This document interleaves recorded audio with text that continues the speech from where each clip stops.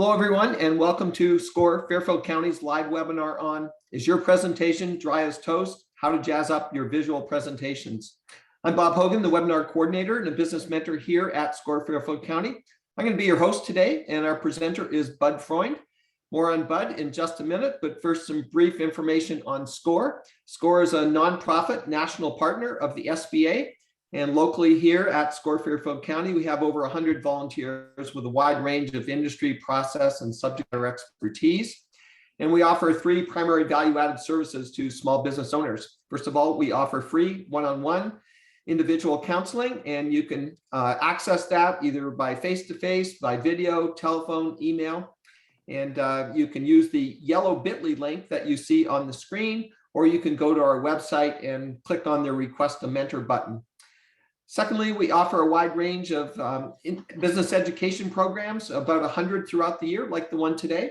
And lastly, we offer extensive resources on our website, including access to subject matter experts. Our next live webinar will be a week from today, Tuesday, April 19th at noon, and the topic is Startups, Failure versus Success, Avoiding the Mines to Stay on the Road to Success. You can find more details on our website, fairfieldcounty.score.org. And if you're on our website, you can also access a large number of archived webinars that we have there in a wide range of business topics, and you can view those on demand. Just some logistics about today's event. We have set aside time for Q&A at the end of the presentation. And if you have a question during the presentation, you can use the Q&A button at the bottom of your screen, and you can type in your question at any time. We will end sharply at 1 o'clock to respect your time, and the session is being recorded, and a link to the recording will be available on our website, fairfieldcounty.score.org, within the next day or so. It's now my pleasure to introduce our speaker today, Bud Freund. Bud has been self-employed for 40 years, and he's been providing IT solutions to homes and small businesses for over 20 years. He currently teaches technology life skills at King's School, and as a certified SCORE mentor, he regularly presents technology webinars and workshops throughout Fairfield County. I'll now turn it over to Bud. Bud, it's all yours. Yeah, that's pretty boring. And that's not much better either. In the words of my friend and fellow presenter, Cliff Enico, I have a face for radio, so you're going to get to see these screens. The first thing that's really important to understand about doing presentations is that you're not going to get a second chance to make that good first impression, and I want to give you an example of that. This is a photographer I know, and this is how his webpage looks on an iPad. That's how it looks on an iPhone. Here's the important takeaway to understand about this website thing. Over 50% of people going online are doing it from mobile devices. Over 90% of the world has the ability to go online from a mobile device. According to Google Analytics, most people are spending about 10 seconds on a website. So if your website doesn't load within 2 seconds, you are probably not going to get any sort of response from the work that you've done. So these are the items we're going to be talking about today.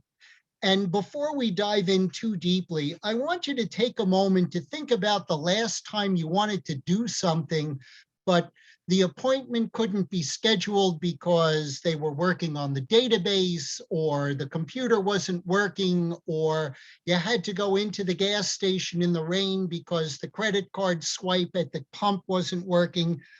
And I want you to think about this question and try to understand for yourself how you would do these 4 basic business processes. Because it doesn't matter if you have a backup with your phone or your mobile device or your kid's old computer, but You cannot tell somebody that you are out of business because your computer isn't running. So if you can figure out how to do these business processes, you will have a leg up on Sony, who is a multinational corporation that had absolutely no idea of what to do when North Korea shut them down over that cockamamie movie. Also, another thought to consider that's very important is that we are in this transitional point in time where we all have to start figuring out how to work differently than what we used to know. It's changing for everybody. And also, understand that the enormous amount of hacks and problems are generally not the result of a computer, but the result of a human error. And sadly, I don't see that number changing from this 2014 report very much. We're still in a click first, regret later world. So I want to start to tell you about trying to make your presentation a little bit jazzier than it might be. But before we dive in too deeply, let's understand that there are a wide variety of programs that you can use in order to do this. And where once upon a time, Kleenex and Xerox were generic items, Office is somewhat generic now too. There are Google Docs. You can read this list. I want to just hit the highlights. On the Apple systems, Pages, Numbers, and Keynote do have exports into the Microsoft 365 Word, Excel, PowerPoint world, but please be cautious as you make something on a Mac that when you send it out, that phone isn't going to ring to say, I can't read what you sent me. Docs2Go is a great piece of software. It's actually made up in New Haven, if they're still in that location. It's basically Microsoft Office Lite, and it's on both the iOS and Android platforms. Today, I am a strong advocate of Microsoft 365. It is not ownership of software, it is rental. But at $100 a year for 6 licenses, they will give you a terabyte of storage, which is somewhere around 6,000 Holy Bibles, the Old Testament version. I mean, nobody needs that much storage space unless you're dealing in video and images. I don't think you're going to fill it, but between 365 constantly plugging up the holes with updates and patches, I strongly urge you to consider it. If you own Microsoft Office as a app you loaded onto your device, you can get a backup if you've paid for it and didn't bootleg it at office.com/backup. And if you are still in Win 7 or Win 8, please, we're now up to Windows 11. It is time to join the rest of the world. But if you've got that super important piece of software that never got the upgrades, well, you may be stuck, but if you go to this Ubit menus URL, you can get rid of that really annoying ribbon and you can get back to a classic view of Microsoft Office that most of us grew up with. All that said, PowerPoint is the world's communication motor. And like any motor, if you feed it properly, you put in gasoline, you put in oil, you put in all of the other liquids and updates, it's going to run really well. But PowerPoint is not your content. PowerPoint is the thing that runs your content. So again, just a few items of personal annoyance, irritation, call it whatever you want. I try very hard not to do this. I get really annoyed when I'm in a presentation where I know how to read the screen, so please don't read it for me.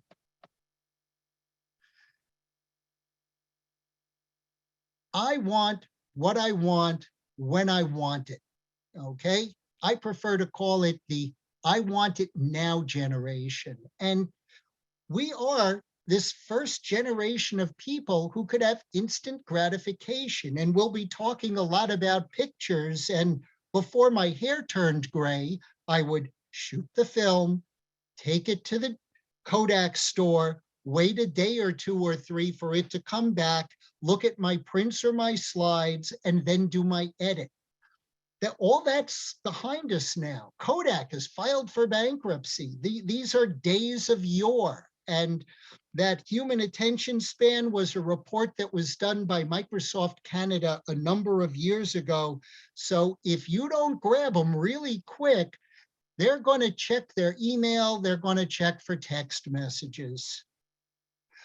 We have a generation that is enormously visual. They're watching TikTok, they're going on Instagram, they're going on YouTube. These are all places that are visual. And one thing I heard very recently from somebody from Pace Gallery, which is going to be managing the NFTs, non-fungible tokens, for Jeff Koons, who is the most expensive artist on the planet Earth. And he said, what we have now are people who think of the computer as a place rather than a thing. And it's an unusual concept to grab hold of, but it explains to some degree NFTs, which is a topic for a different day. People will buy the background screen. People will buy a profile picture. So computers are changing in the minds of the people who are using them, the younger people who are using them. Now, I think General McChrystal spelled it out really nicely, and having built a few PowerPoints in my day, what you're looking at is a 2 or 3 day process to get all of that done before it gets blessed. Why anybody would do this is absolutely beyond me, and how anybody could explain this is also beyond me. So, before you start building your PowerPoint, figure out what you want to tell people. And in all PowerPoints, the big thing you're trying to do is engage your audience. And once upon a time, when I was running a presentation for Verizon senior management, they brought in a fellow where all he did was put up a word on a black screen and speak to that word for 10 minutes. He was absolutely riveting, but he was in the oratory side of life like an Abe Lincoln. And because of that, he could get away with this. If you're an orator, go for it. Most of us need something behind us to kind of help us along. And another thing about PowerPoint, as opposed to putting something on a television, PowerPoint is a targeted audience. People have come to hear you talk about a very specific thing. It's not like throwing spaghetti up on the wall, and if you throw it up there, something's going to stick. PowerPoint audience, they're here to hear about something very, very specific. So I find that a lot of what I do is to try and engage an audience by tracking down stuff that may be of interest. It may not be of a direct link to what I'm talking about, but rather than you're checking your email or you're checking your text messaging, generally speaking, people come to hear what I have to say and they stick around. I thought the left one was rather fascinating. On the right side, I think the away is not go away as much as a process. So we'll talk about bulletproofing PowerPoints in a little while as well. Again, another item where sometimes the story just needs people to have some eye candy to look at. I had a client very recently who said to me, I want to be on social media. And as an attorney, my answer to her was, I'm not sure Etsy is going to work for you. Social media is a big, broad brush. I'm not sure that you would want a trial attorney handling a real estate closing. So if you want to be on social media, what does your business do? Where does your business want to be? Focus it down, because unless you're a divorce lawyer and a side business is selling the personal property, Etsy isn't the place for you on social media as an attorney, in my opinion. I had another person come up to me at one point and say, I'm looking for somebody to build a new network for me.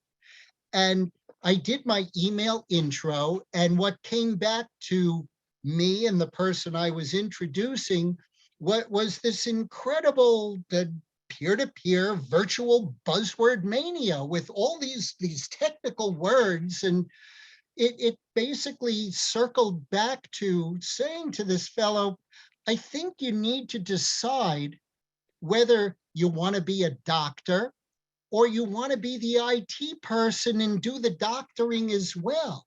If you want to be a doctor, if you're in a retail business, if you're in a consulting business, if you want to do your IT work, by all means, but that may not be where you're going to make your money. You may make your money selling widgets, in which case, if you need help with your computers, let the person you hire to work on the computers, work on the computer and let you do what you do best.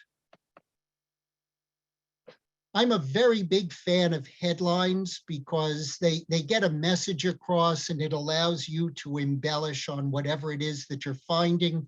I will talk about a great headline grabber in very short order, but AirTags, if you're not familiar with them, it is that fabulous little product that you attach to your keychains so that you can say, now what did I do with my keys? And it can start beeping if you ask for it. If you are in the stalking world of life, and I certainly hope that you're not, you can attach that AirTag to a car and follow your significant other all over town. What were you doing on the west side of town at 3 p.m. this afternoon? I saw you were there. And it is enormously unsettling right now. And it is something that both on the Android and on the Apple side, people are starting to work on this side use of AirTags, which nobody thought of at the front end. Now, PowerPoint works really well two ways. You can put your entire message into PowerPoint and not have to say a word, or you can use PowerPoint to reinforce and help you to impress people with the fact that you know what you're talking about. And neither one is right or wrong. The self-contained thing could be a television screen in the lobby or in your retail business. They work great for communicating messages so that you don't have to. But when you get up in front of an audience, I'm not a big fan of somebody reading the screen. Generally speaking, the people who come to my audience know how to read. They don't need me to do it for them. Quick other sidebar on this. I have overloaded this thing in visuals. We will talk about slide masters in a little while, but the idea of not having a plain background is all that this overload of imagery is about. Now, when you're creating PowerPoints, you have two choices. If you hit File Save, you overwrite whatever you have done. If you go to File Save As, you make another copy of it. And I'm a big fan of presentation-1, presentation-2, etc.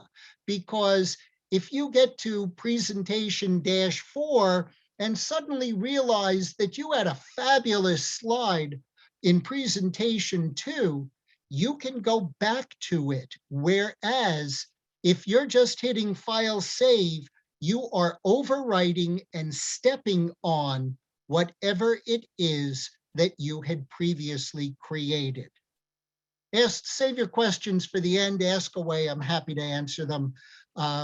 Second item, the difference between a copy and a backup, very simply, is that a copy is another, and a backup is another somewhere else. In other words, I have my presentation on this laptop that I have been using for a really long time, and if I have one on my desktop and one in my documents folder, I have a copy of it in my documents folder. If my computer blows up sick dead, in a politically correct phrase, I am screwed. Whereas if I have one of my presentations on my laptop and I put a copy of it onto a thumb drive, if my computer blows up sick dead, I take my thumb drive with my presentation to another computer, and I do not have to do my impersonation of Ralph Cramden and go humana, humana, humana, sorry, my presentation isn't working. Those of you who know that from the honeymooners, you also were probably around when dinosaurs roamed the earth. So let's talk about building a PowerPoint, because these are time-honored methods. They are the same regardless of whether you're starting with PowerPoint now or you've been using it a really long time. And the first place I urge you to go and visit is the Slide Master. In current PowerPoint, it's View, Master, and in the Slide Master is where you can create the look and feel of your presentation for every single slide you create, which means that if you wanted to change the size of your headlines, you would go into the Slide Master, make one change, and it cascades across all of your slides. If you do each of your slides individually and you want to change things, you are working your way through each and every single slide you made.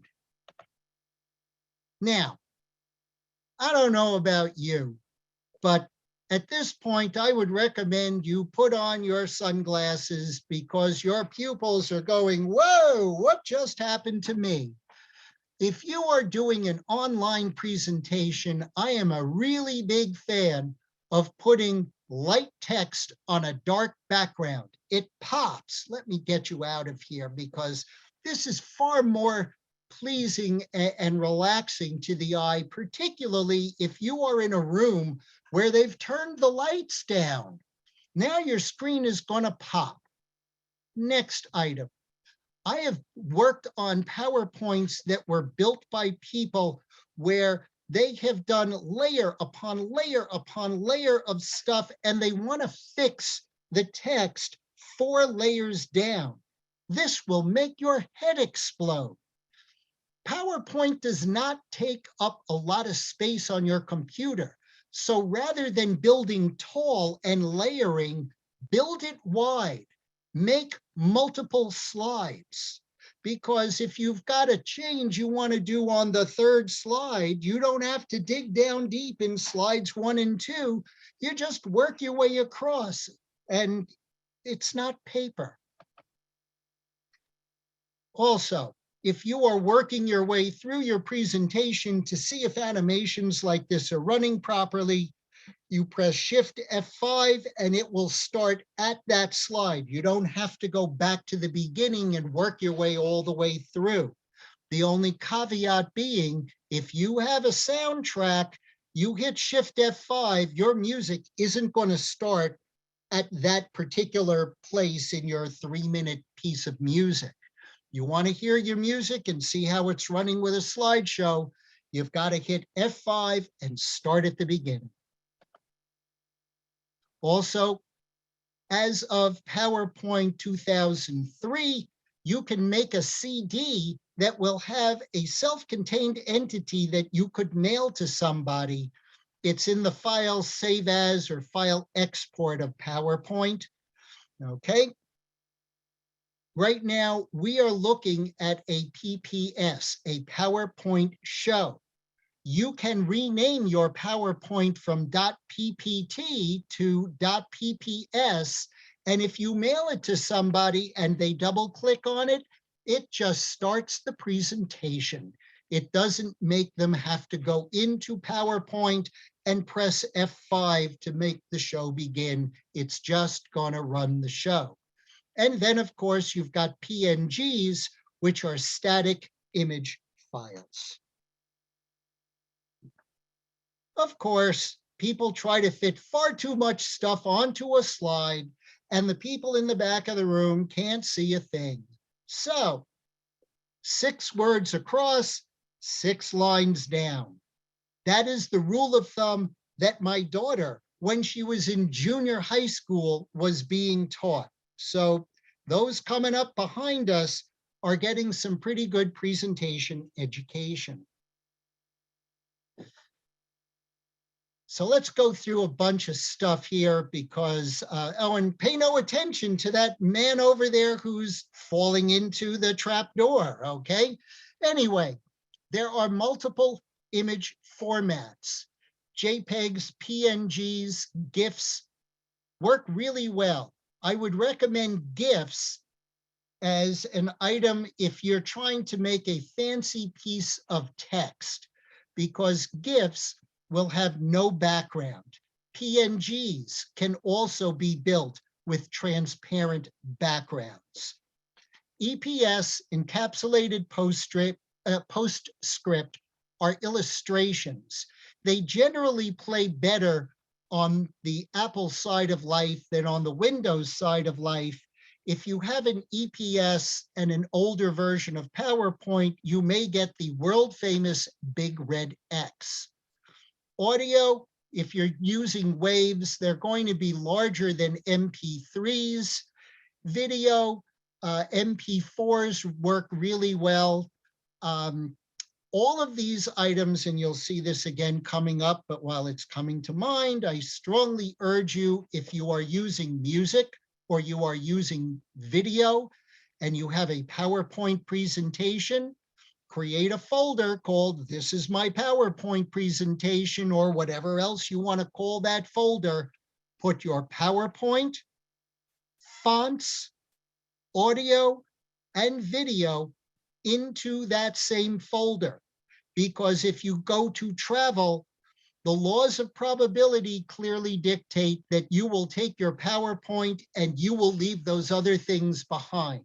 If they're all in the same folder and you take the folder with you, your stuff will travel wherever you go.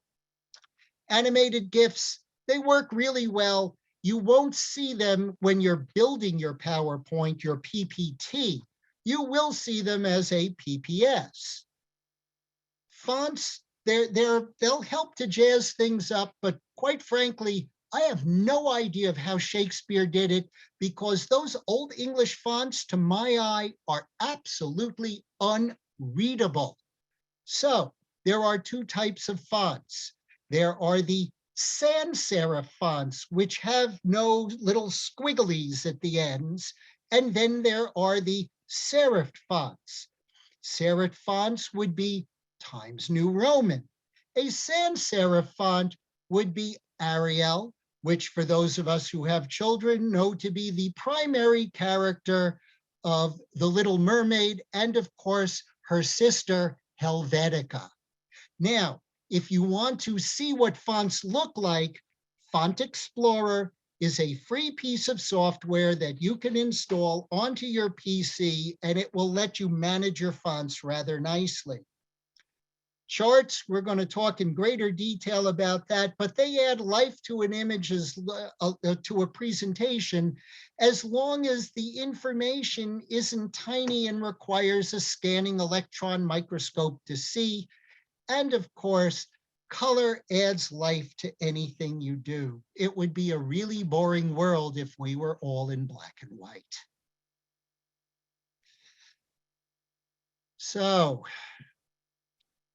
if you are not saving your presentation as you go, it is something that you may have to pay for at the back end. So Control S or Apple S will save your file as you're working on it. If you are in Microsoft 365, and you'll see this in just a moment, there is a way to set it up so that you are auto-saving. But quite frankly, I'm really old school, and I still save versions as opposed to putting my trust in Microsoft 365. You are looking at version number 3 because I had hiccups in versions 1 and 2. I like to be sure that stuff is going to work, and the old time-honored ways, they still work. So if you put up a headline that says aluminum underwear, people are going to sit and wait to hear what you have to say, as opposed to putting up all of this cockamamie mishigas to try and get the same point across. You don't need to read your screen. If you're using PowerPoint as the support for your presentation, make touch points. If you're using it as the self-contained entity behind somebody in a waiting room or in a retail office, as I said earlier, then you need all of those presentation tips. Now, I mentioned the big ugly X, and it's usually a corporate item.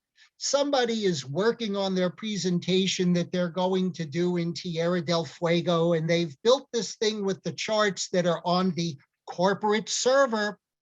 The reach over to get the presentation is pulling from the corporate server. Then they get down to Tierra del Fuego, and that chart, which is living back in the New York metro area, ain't in Tierra del Fuego. So you need to put those things into your presentations and into that folder so it travels with you.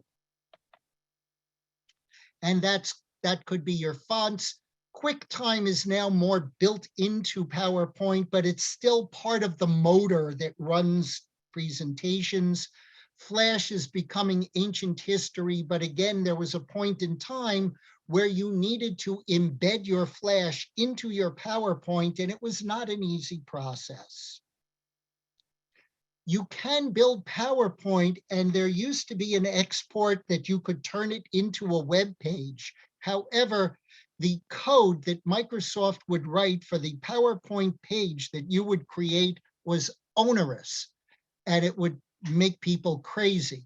So to either export PowerPoint to a PNG static image or just upload it as a file that can be downloaded, far better idea in my opinion. If you've built something like this and you want to print out the PowerPoint deck, go to File, Print, and you will see a pull down that says pure black and white. It'll knock all your backgrounds out and it will just print your text. I think I've already mentioned the folder thing. We won't belabor the issue. And I think I've mentioned the backup thing a couple of times. There are two kinds of people in the world, those who back up and those who will. Now, when you're building charts, they can be really dull and boring, or you can add a little bit of life to them and a little bit of dimension. So if you go to build a chart and you go into new slide and you do your pull downs, you will eventually get to chart design, one of my world famous big red arrows that I hope you're not missing. And when you go in there, you can pick your choices. And as you can see from the right side, the format data point, you can adjust how it's going to look. You can do the same thing in bar charts, where instead of just a rectangle, you can add some dimension to it. And again, when you go into the chart design, look on the right side, there are adjustments to that dimensional setting for the black on the sides and whatever color is in the middle. These are things that you need to play with. And quite frankly, once you get a set that you really like, save it somewhere, label it as PowerPoint templates so that you've got this stuff and don't have to keep going back and reinventing the wheel. All right. This is where everybody gets absolutely crazed, because images on computers are really, really confusing. The image that you will shoot from your phone, well, let me clarify that. The image that you will shoot from an iPhone 12 and newer is large enough to create a file that will make a piece of paper 3 feet by 4 feet. You do not need a file 3 feet by 4 feet stuffed into your PowerPoint. If you put it there, it will be, to the computer's brain, that CPU, it will be like sucking a golf ball through a straw. So you want to shrink down your images before you put them into your PowerPoint. Keep your PowerPoint lean and mean. So, do you remember that image? I did that as a screenshot. We'll get there, I promise. And when I copied and pasted, it was this big inside of my screen, and it's not gonna work. So first of all, you can go into design, my world famous arrow over here. I need to move a thing. Oh, here we are. I have to move a couple of bars here. So let me go backwards. First of all, I am in Microsoft 365 at $100 a year. And my first arrow, top left, is listing autosaves so that when I'm done, this thing just goes up to OneDrive and it's there. Sometimes it hiccups. Be careful. Watch what your computer is telling you. The second item I wanted to point out is, here's my mouse. If you click on the design tab, you're going to get all of these choices here to jazz up your don't make a plain white slide presentation. Over here on the right, it will show you your design ideas, and it will give you a lovely collection of suggestions. Okay, next item. Because I get really nervous about the presentation I'm going to do and I don't want to have difficulties, I create a second PowerPoint because I'm going to do screenshots, which, as you can clearly see here, I have labeled as, I can butcher this up and I don't have to worry because it's not the one I'm going to be showing. It's the one with full intentions to screw up. Also, all of your slides will show up on the left side of the screen. Now, I was talking about adjusting the size of your image, and these are screenshots out of Photoshop. Please note that the image size is the same top and bottom here. However, the resolution, the number of pixels per inch is different, okay? At 600 pixels per inch, I'm going to get a 1 by, or just shy of 2 inches by 1 inch. At 96 pixels per inch, I'm going to get 6 inches by 11 inches. What does that mean? What it means is that if I have a 1 by 2, what's going to plunk into my presentation is this little fellow in the red box here, and now you've got to stretch it, and it's not going to look right. Whereas if you've adjusted your image before it goes into your presentation, it will land properly and in a larger size. So, a couple of image editing choices. I love PicPic. It is a free piece of software that will go onto your Windows computer that you can get at Portable Apps, a treasure trove of software which allows me to do screenshots in an incredible variety of choices. Paint.net, great piece of software that will live on your Windows computer. Pixlr is a website that you can upload your image to and do your editing up there, and then it will download the edited image. GIMP is short for Graphic Image Manipulation Program. It is an enormously confusing program, which I already know and have been using Photoshop from version 2. It works just fine for me, and quite frankly, I'm just not going to take the time to learn a new piece of software because I just don't have to. Photoshop gets the job done for me. And Photoshop now is leased software, and there are a variety of costs associated with doing that leasing. Now, Paint.net. At getpaint.net, you will see that Paint.net 4.3.1 over here in a multitude of choices of language, depending on whichever one you speak. It will move you over to these two choices where you can pay Microsoft $7 to get what you can get from .pdn for free. I don't know, Microsoft is doing okay by me. I'd go to .pdn, they're okay. Oh, here we go. Now, royalty-free images. I used to have a photo teacher who said taking pictures is theft. All right. However, with that as the statement, if you are online on the internet, you are in the public domain.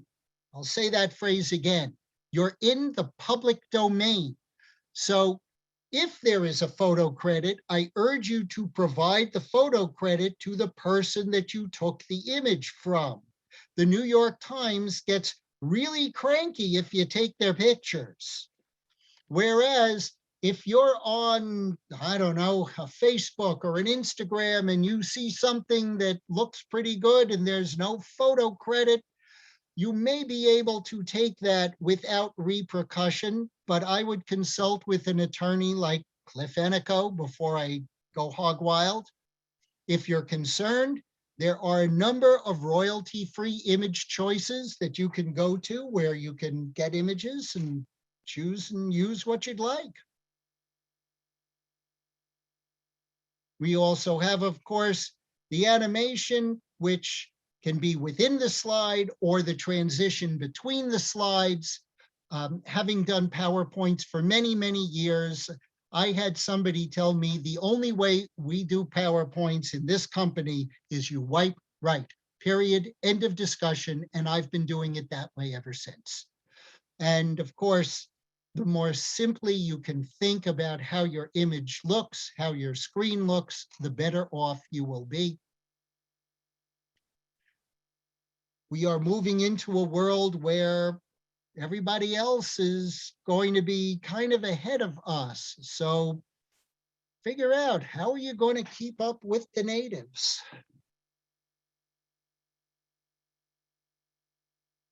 Quick review. As anyone who's ever done a presentation will tell you, there are 3 parts to a presentation. Tell them what you're going to tell them, and tell them what you told them, also known as the recap.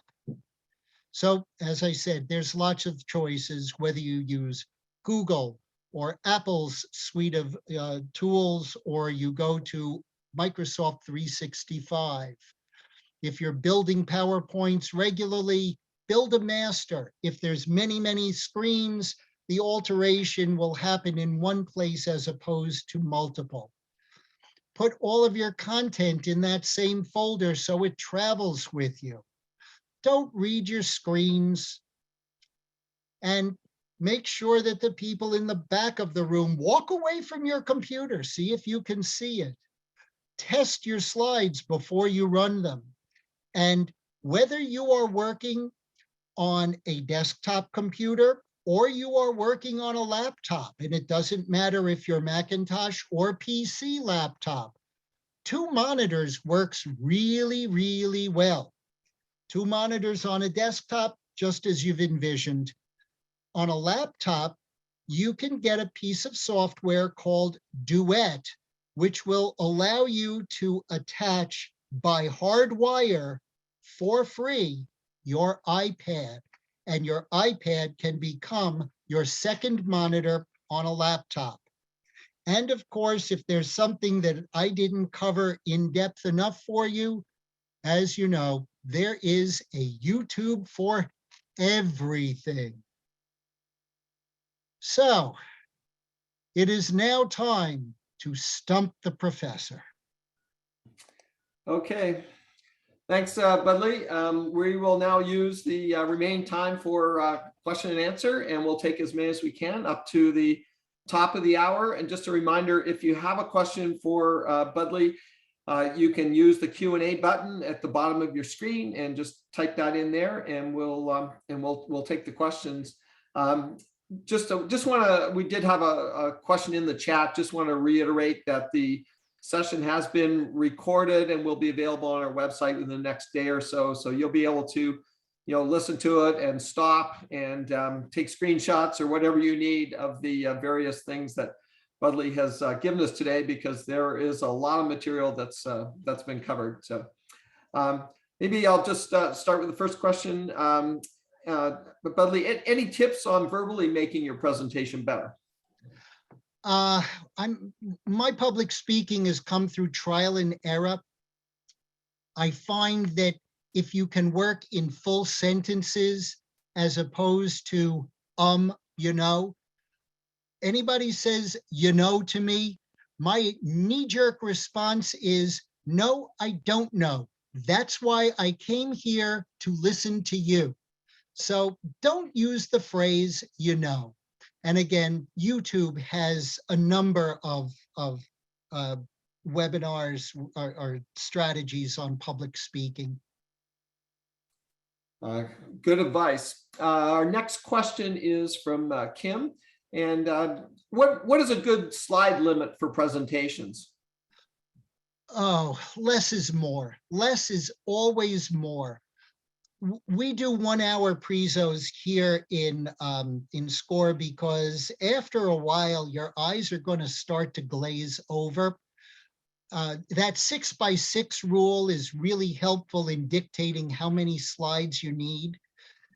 And the depth and breadth of the topic that you're going to address will also be a consideration in how many slides you need. So if the shorter you can make it, the more brevity and I wouldn't say 10,000 foot view that you can get to, but I overload by deliberation. I deliberately overload these things. I don't think that's always the wisest to go, but as you heard, this is being recorded. You can come back and rewatch this thing as many times as you want. But if you're live, less is always more. I think that's the best watchword. Yeah, I would certainly second that. If you have too many and you're going too fast, you can kind of overwhelm people. And similarly, if you don't have enough and you go slow, people can kind of nod off if you're on one slide for too long. So I think gauge it that way as well would be some of the advice I would add to that. And just a reminder, do we if we have more questions?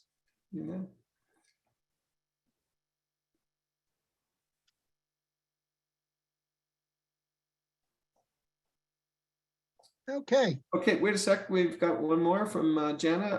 What are your thoughts on sending the PowerPoint deck in advance of a meeting for the audience to review? that's a corporate policy thing more than it's a wise or not wise. If the information you're going to be providing is quote unquote a surprise, then obviously you don't want to send the deck because everybody knows what the surprise is. If the information is something that's somewhat in depth, that there's going to be discussion based on the PowerPoint, you're better served sending that out in advance. I know people who are not as comfortable in the electronic world as they are in paper. So you may have a group of people you work with who want their slides printed out in advance so they can be writing notes on the pages as you're going. There's no right or wrong to that. And that would be my watchwords on it. Well, I would add one comment to that. I think it's you should also take into consideration how standalone the PowerPoint deck is. If it's fairly standalone and people can kind of follow it without the words that go along with it, then I think that's often a thing that you could do. If it's kind of very bare bones and sending it out in advance, that can often frustrate people as well. So you may be better off not to do it in that kind of thing. So again, kind of take a look at your audience, take a look whether it's standalone, and do that. So I'm gonna do one other. I want to drive that point home. Okay, if you send out in advance a slide deck that says aluminum underwear, they may not let you on stage. So again, consideration of what you've got in there, and Bob's 100% correct. If it's content rich, you've got graphics, you've got charts, you've got pertinent information for a marketing plan, or whatever it is that you're doing. Advanced notification may help to drive the conversation rather than the ambush and surprise of what people are seeing for the first time. Okay, it does not seem like there's any other questions, so we will wrap up a couple minutes early. Again, just a reminder, it has been recorded, so you can access that within the next day or so. Our next live webinar will be a week from today, Tuesday, April 19th at noon, and the topic is Startups, Failure versus Success, Avoiding the Mines to Stay on the Road to Success. So again, you can find more specifics at our website. And again, if you would like to access free individual counseling, you can use the yellow bit.ly link that you see on the screen, or you can go to our website and click on Request a Mentor. And if I could ask you please to fill out your evaluations at the end of the webinar. They help us greatly in our programming. And thank you all for attending today's live webinar, and a special thank you to Freund for presenting today. Stay well, everyone, and enjoy the rest of your day. Thanks, Budley. Thank you.